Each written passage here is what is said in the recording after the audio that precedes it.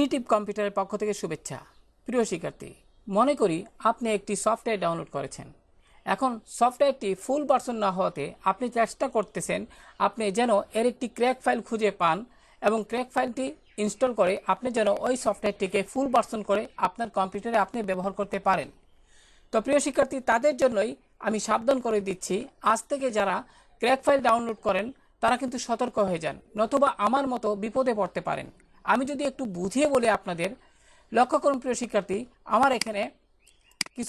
আমার কম্পিউটারে কিছু গুরুত্বপূর্ণ ফাইল এখানে আপনারা দেখতে পাচ্ছেন।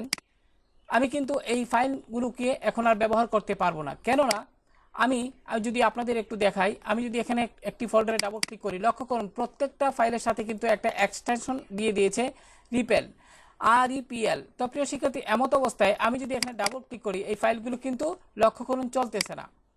কারণ হলো এর প্রত্যেকটা এখানে যতগুলো ফোল্ডার রয়েছে সবগুলো ফাইল কিন্তু হ্যাক হয়ে গেছে। তো প্রিয় শিক্ষার্থী, এমত অবস্থা কিভাবে হ্যাক হলো আমি যদি আপনাদের একটু বুঝিয়ে বলি। লক্ষ্য করুন, মনে করি আপনি ইউটিউবে একটি সফটওয়্যারের ক্র্যাক ফাইল আপনি খুঁজতেছেন, আপনি পেয়েও গেলেন। তো সেক্ষেত্রে আমার ক্ষেত্রে যা ঘটেছিল সেটা হলো, আমি একটি সফটওয়্যারের ক্র্যাক ফাইল খুঁজতে গিয়ে আমি এরকম একটি তাদের যে ভিডিও ডেসক্রিপশন, সেই ভিডিও ডেসক্রিপশনে কিন্তু এরকম একটি কিওয়ার্ড আমি লক্ষ্য করলাম। তো স্বাভাবিকভাবেই তো আমি এটি ডাউনলোড করব, যেহেতু আমি সফটওয়্যারটিকে ফুল ভার্সন করতে চাই।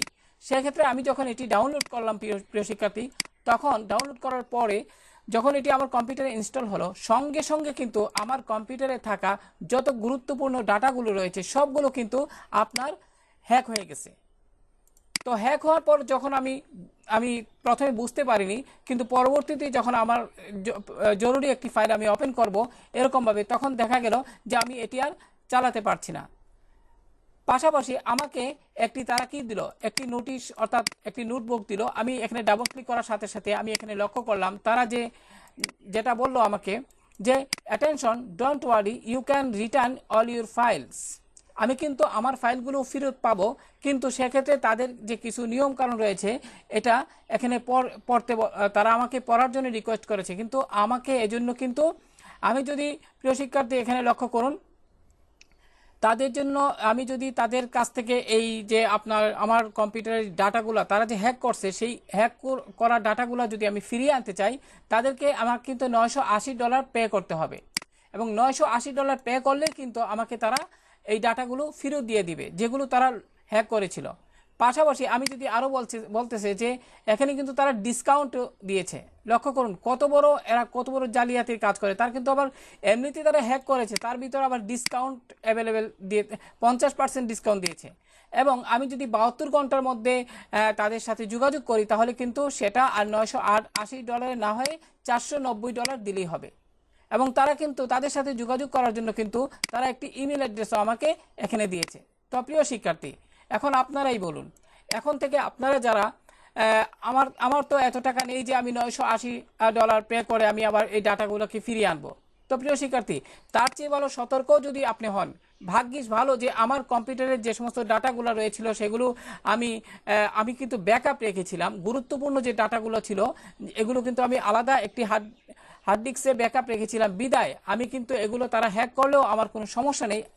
আমি কিন্তু এগুলো এখন ব্যবহার করতে পারবো, যেহেতু আমার ব্যাকআপ ছিল।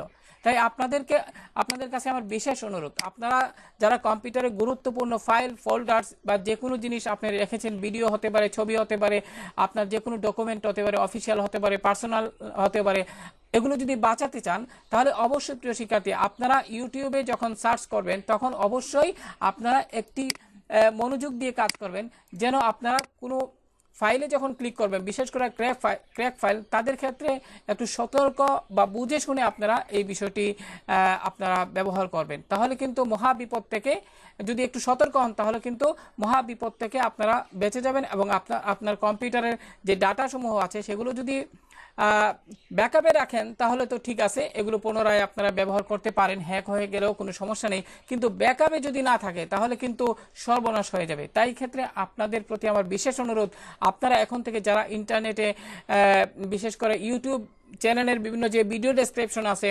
সেগুলোতে ক্লিক করার পূর্বে আপনারা একটু যাচাই করবেন, ভালোভাবে যাচাই করবেন। বিশেষ করে আমি যদি আপনাদের আবারও দেখাই, আমার এখানে যে এরকম ধরনের আইকন যদি আপনারা পান, তাহলে অনুরোধ থাকলো এগুলোতে আপনারা ক্লিক করবেন না, করলে কিন্তু আপনারা হ্যাক হয়ে যাবেন। তো আশা করি প্রিয় শিক্ষার্থী, যাদের কম্পিউটারে গুরুত্বপূর্ণ তথ্য রয়েছে তারা কিন্তু এই টিউটোরিয়ালটি দেখে আজ থেকেই সতর্ক হয়ে যাবেন, এবং বিভিন্ন সফটওয়্যারের ক্র্যাক ফাইল ডাউনলোডের ক্ষেত্রে আপনারা আমি আশা করি আরও সাবধান হবেন, এবং যাচাই বাছাই করে কিন্তু আপনারা এটি ডাউনলোড করার জন্য প্রস্তুতি নেবেন। তো আমার দৃষ্টিতে হলো গিয়ে আমি যেটা বলতে চাই সেটা হলো, অবশ্যই আপনারা বিভিন্ন ক্র্যাক ফাইল ডাউনলোড ইউটিউবের যে চ্যানেলগুলো রয়েছে সেখানে যে ভিডিও ডেসক্রিপশনে তারা যে লিঙ্কগুলো দিয়ে দেয়, এগুলো আপনারা ভালোভাবে পড়বেন, বুঝে শুনে আপনারা কিন্তু সেগুলো ব্যবহার করবেন। তো ভালো থাকুন সবাই। আশা করি আপনাদের আজ থেকে আপনারা সতর্ক হয়ে যাবেন, আপনাদের কম্পিউটারের গুরুত্বপূর্ণ ডাটাগুলো বাঁচাতে আজ থেকেই আপনারা এই ক্র্যাক ফাইল, আমার মূল কথা হলো এই ক্র্যাক ফাইল যেন আপনারা ডাউনলোড না করেন। তো ভালো থাকুন সবাই, আল্লাহ হাফেজ।